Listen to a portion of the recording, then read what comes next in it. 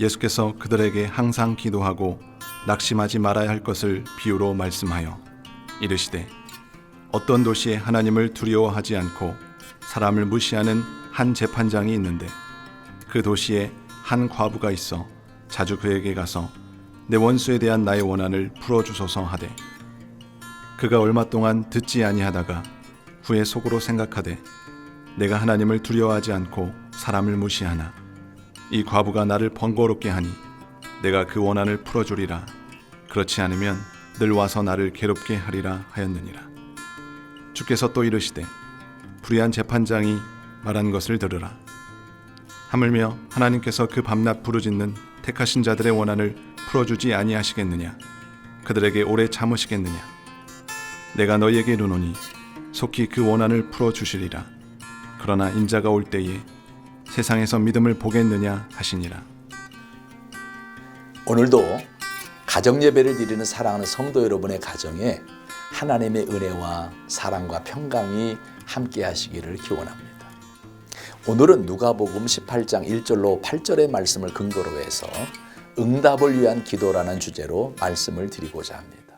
기독교인의 특권 가운데 하나가 기도입니다. 그 이유는 기도할 대상이 있기 때문입니다. 구약에서도 그렇고 신약에서도 그렇고 지금도 그렇습니다. 예레미야 33장 3절에 보면 너는 내게 부르짖으라. 내가 내게 응답하겠고 내가 알지 못하는 크고 비밀한 일을 내게 보이리라고 말씀하셨습니다. 신약에서도 마태복음 7장 7절에 보면 구하라. 그러면 너희에게 주실 것이요. 찾으라. 그러면 찾아낼 것이요. 문을 두드리라. 그리하면 너희에게 열릴 것이니 라고 말씀하셨습니다. 그러므로 기도는 성경 말씀을 믿는 하나님의 자녀에게는 분명한 특권인 것입니다. 기도에는 응답을 필요로 하는 기도도 있고 응답을 필요로 하지 않는 기도도 있습니다. 예를 들면 감사하고 찬양하는 기도나 하나님께 영광 돌리는 기도는 특별한 응답이 필요치 않습니다. 그러나 우리의 삶의 필요를 채우기 위한 기도에는 분명한 응답이 필요합니다. 위대한 설교가 크리소스톰은 기도는 만복의 뿌리이자 근원이고 어머니라고 말했습니다. 그렇습니다. 기도는 영적인 호흡이기 때문에 신앙생활의 뿌리요 근원입니다. 우리 육체가 숨을 쉬지 않으면 죽는 것처럼 영적 호흡인 기도를 하지 않으면 우리의 영이 죽습니다. 뿌리가 죽으면 나무가 죽는 것과 같은 이치입니다. 그렇기 때문에 우리는 응답이 필요한 기도도 해야 하지만 응답이 필요치 않는 기도도 항상 해야 합니다. 저는 오늘 이 두 가지 기도 가운데 응답이 필요한 기도에 대해서 우리가 알아야 할 것들을 깊이 한번 상고하고자 합니다. 응답이 필요한 기도는 뜨거운 열정과 꿈을 가지고 지속적으로 기도해야 합니다. 마음에 드는 여자를 내 여자로 만들려면 가장 중요한 것이 열정을 가지고 만나야 합니다. 아침에도 만나고 저녁에도 만나고 시간이 안 되면 전화도 자주 하고 이렇게 열정을 보여야 일이 성사됩니다. 뿐만 아니라 수시로 좋은 선물도 하고 상대방을 기쁘게 하거나 감동시키는 일을 자주 해야 일이 성사됩니다. 기도 응답도 마찬가지입니다. 하나님에 대한 열정이 있어야 됩니다. 새벽 기도도 나오고 금요 성령 집회도 나오고 수요 기도에도 나오고 주일은 당연히 나오고 이렇게 하나님에 대한 열정으로 꽉 차 있어야 합니다. 뿐만 아니라 수시로 하나님께 감사도 하고 그래서 하나님을 기쁘시게 하는 일을 주저하지 말아야 합니다. 그래야만 그 기도가 응답이 됩니다. 영국의 캠브리지 대학의 루이스 교수는 하늘을 바라보는 사람은 땅을 덤으로 얻게 된다고 했습니다. 우리는 땅만 바라보는 벌레의 눈을 갖지 말고 하늘을 바라보는 새의 눈을 가져야 합니다. 그래야만 땅의 일을 덤으로 얻게 되는 것입니다.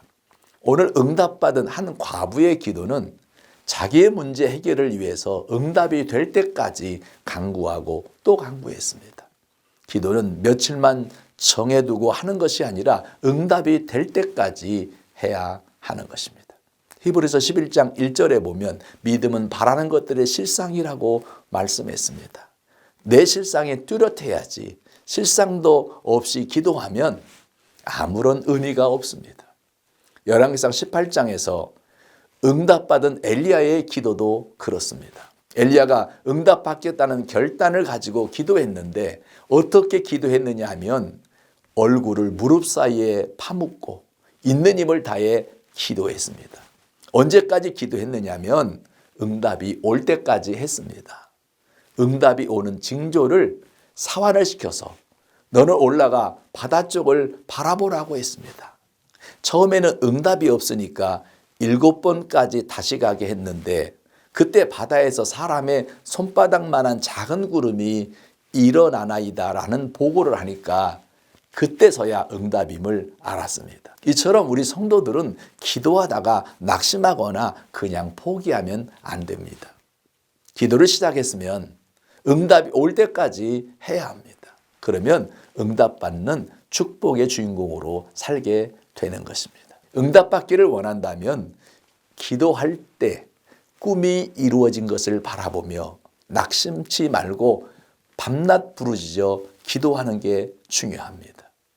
응답을 위한 기도는 꿈을 갖고 그 꿈이 이루어진 것을 바라보며 응답을 받은 자처럼 행동하는 것이 중요합니다. 꿈을 갖는다는 것은 우리의 마음의 집을 짓는 것입니다. 그리고 그 집이 다 지어진 모습을 생각하고 내가 그 집의 주인공이 된 것처럼 행동하는 것입니다. 저는 33년 전에 예정교회를 개척하면서 앞으로 우리 예정교회에 많은 성도들이 모여서 예배드리는 꿈을 꾸었습니다. 그 꿈을 이루어 달라고 기도도 했고 열심히 전도도 했고 충성하며 최선을 다해 목회를 했습니다.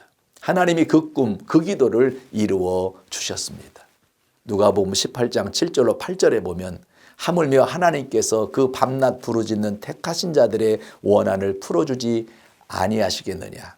그들에게 오래 참으시겠느냐. 내가 너희에게 이르노니 속히 그 원한을 풀어주시리라고 성경은 말하고 있습니다.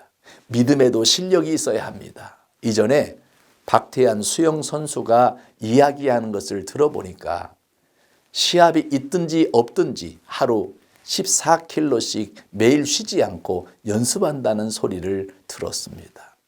아무리 실력이 있어도 훈련을 게을리하고 쉬면 아무 소용이 없습니다.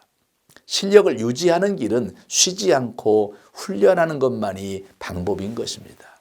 쉽지는 않지만 매일 기도를 하다 보면 믿음의 실력이 쌓여서 기도 응답받는 요령도 알게 되고 어떤 문제가 닥쳐도 낙심치 않고 기도로 승리하게 되는 것입니다.